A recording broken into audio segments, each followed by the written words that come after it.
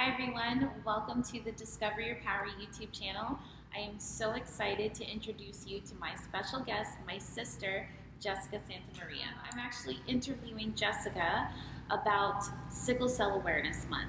Sickle cell is a disease that my sister's had for her whole entire life, and I honestly look at her as being someone that is so strong and so inspirational. So I invited her to be here on the Discover Your Power YouTube channel to tell her story about sickle cell. So that way you guys can get to know her and how she has been able to overcome having this disease. Can you tell me a little bit about your history with sickle cell? When were you diagnosed and how has that journey been from a little girl to now? So as far as I'm concerned, my mom said that I was diagnosed about when I was 3 months. But I don't feel like I fully started to understand my condition or feel any symptoms until I was 17, 18. And I'm 25 right now. So Jessica, can you tell us a little bit about what sickle cell is and how it affects you? Sickle cell affects me in so many different ways. It is a blood disorder. It's genetic. My red blood cells are a sickle shape, kind of like a crescent moon, and our red blood cells are what carry the oxygen throughout our brain, our body, and mine kind of get stuck throughout my joints because of the shapes. It affects me by just causing me extreme pain. I get a lot of muscle aches, joint pain. I feel like my limbs will start to go numb at times. So with sickle cell, whenever the sickle cell is apparent, that is called a crisis? Yeah. Okay, so can you explain to us what it means when you are going through a sickle cell crisis? What exactly is happening in the body? So when I am going through a crisis, that's what you call it, when my cells start sickling, I start to feel the pain in my hands first, and then I feel like it'll go down throughout my legs. Okay. Mainly my knees. Basically, I'm just very anemic on all the time. I'm just extremely tired. It'll be times that I can't even hold my phone, or I feel like I can't get out of bed, and I just kind of want to stay there, and it'll affect my day-to-day, life. It's kind of hard for me to sit there and explain to my boss or other people or my friends if they just want to hang out that, I'm not feeling good, and it's not because, I just don't want to go out. It's truly just because I'm not feeling good. I didn't know, I didn't understand my body. I didn't know when I was going into a crisis. It took time for me to understand that this was what it meant to have a sickle cell crisis, or it was hard for me to distinguish that this pain was related to something because of my condition. So you mentioned that when it comes to how you feel whenever you are going through a sickle cell crisis, that you tend to feel extremely tired and pain. Has that affected you and your friendships or your relationships or even maybe your situation at work? Yeah, all of the above, honestly, because I feel like from the outside, I look like I'm perfectly fine. Yeah. No one really understands what's happening on the inside, so I feel like some people might think that I'm just using it as an excuse, but me personally, I would never do that. I don't feel like it's anything to play with or joke about. If I say I'm in pain or I say that I'm hurting, I really am.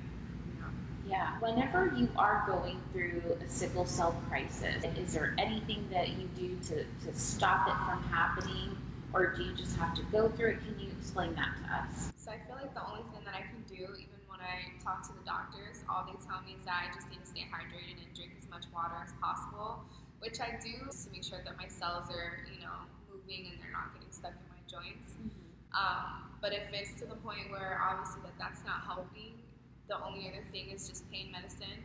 So, yeah. Most of the time I just kind of wait it out, and if it gets really bad, I'll have to go to the emergency room. And I've been to the point where I've waited and waited, and it can go on for at least 2 to 3 weeks of, me having pain, because, I could stay like that for who knows how long. I personally think that you are one of the strongest, if not the strongest women that I know. And it's because I've seen what you go through on a day-to-day basis. So do you consider yourself, considering that you've had this disease your whole life, do you consider yourself to be strong? I feel like I'm strong as hell because if anybody would know the pain that I'm in, I feel like they wouldn't be able to handle it. So yeah. So, if you could think back, I want you to remember your toughest time when it came to sickle cell. Tell me what it was that you experienced and what were the difficulties that you went through. It was actually the day that I was graduating. I fainted in the Amway before we even got to sit down. But once we sat down, I made it through the ceremony. I got my diploma. And then I guess my family rushed me to the hospital. And I ended up finding out that day that I had pneumonia. And I was having it for a while, but I just didn't know. And I believe I stayed in the hospital for about a good week, maybe more. And in that time, I think I had like 2 blood transfusions, and it was my first time ever having a blood transfusion. So it was super scary for me. I didn't want it. I didn't want it at all. I felt like, I felt kind of gross, you know, because I'm like, this is somebody else's blood going into my body. I don't know how many times it's been tested. I mean, I'm pretty sure they do their job, but I was just freaking out. And they also tell you that in the first, I think it's like the first hour, like they're watching you very closely because they don't know how that blood is going to react with my body. But I did the blood transfusion. I think I had about 2 bags that day. I think I went home a couple days after, and I felt great. I honestly felt like so rejuvenated after. And why is that? So with the blood transfusion, correct me if I'm wrong, they're infusing someone else's blood in you that does not have sickle cell. Yes. So it replaces your sickle cell shaped cells with normal round cells? Basically. Mm-hmm. Okay. Providing more oxygen to the body so the blood flows better. Okay. Yeah, exactly. But after that, like when I got better, I felt like just that whole year, 2013 was probably the worst year of my life. That year, I think I had about 4 blood transfusions on and off, like just throughout the year. I even had to get my gallbladder removed. That's another side effect from having sickle cell. They say that most people that have sickle cell get their gallbladder or their spleen taken out by the time that they're 25. And I still have my spleen. I'm 25, so I'm thankful for that. I'm like, I don't want anything else taken out. Yeah. But it was very difficult. It was a really hard time for me. So, being that you have had to be so strong to deal with an illness that affects you physically, how have you been able to discover your power to overcome your struggles when it comes to sickle cell? I think the biggest way that I discovered my power was just finding out what works good for my body. I feel like I had to take my time doing things versus everyone else. Like I had to follow my own pace. So growing up, like, you know, mom always had us in so many different sports. I was a dancer, I was in gymnastics, I did cheerleading for a little bit.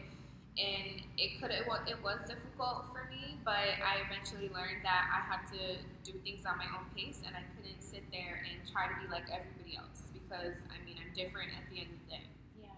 I personally was trying to be a nurse for about like 2 to 3 years. I went through all the schooling, I did all my prerequisites. I was working in the hospital for 6 years in the emergency room, but I figured out that it just wasn't working for me. I was constantly sick. I was in the emergency room myself, like every other month or every 2 months. So it was just hard for me because I really wanted to be like the nurses that helped me out growing up. Being a kid with sickle cell, even though I wasn't physically feeling my disease, I knew I had it because my mom was always taking me to doctor's appointments. I had to make sure that I would get an MRI done every year. I would get my heart checked every year.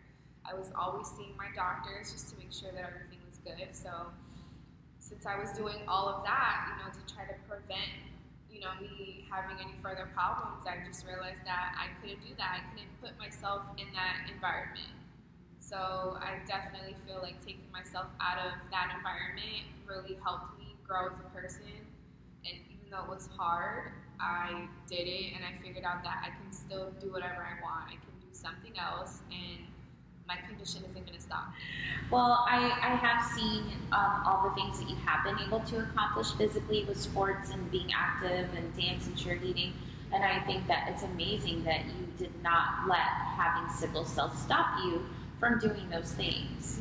Yeah. You know, having an autoimmune disease like lupus, I have seen that lupus has affected me, you know, with my work, with my friendships, and even with relationships. Mm-hmm. So I want to ask you, how is that communication then to either someone that you're dating or someone that you are friends with or even your boss of, hey, I have to tell you something, I have sickle cell. How's that gone for you? I mean, in the beginning, I felt like I would always try to hide it, but as I got older, I just started to let everybody know, like, this is it, and if you couldn't deal with that, then I didn't need you in my life. You know, if it was weird, like, I feel like I would tell, you know, a guy that I'm dating that I have, you know, my condition, I have sickle cell. Most of the time when I tell people that I have sickle cell, nobody knows what I'm talking about. Nobody knows anything about my condition. And it's really hard for me to tell them, you know, what I need. Because I mean, honestly, I really don't need anything. I just kind of need them to just let me be.